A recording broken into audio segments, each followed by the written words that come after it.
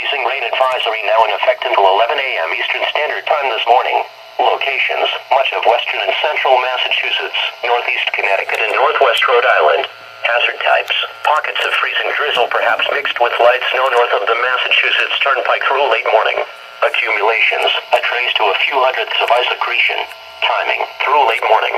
Temperatures should rise above freezing by late morning or early afternoon, ending the threat for freezing drizzle. Impacts: while precipitation will be spotty on treated roads, and particularly bridges and overpasses may become icy, there have already been many reports of accidents, so please drive with extra caution. A freezing rain advisory means that periods of freezing rain or freezing drizzle will cause travel difficulties. Be prepared for slippery roads. Slow down and use caution while driving.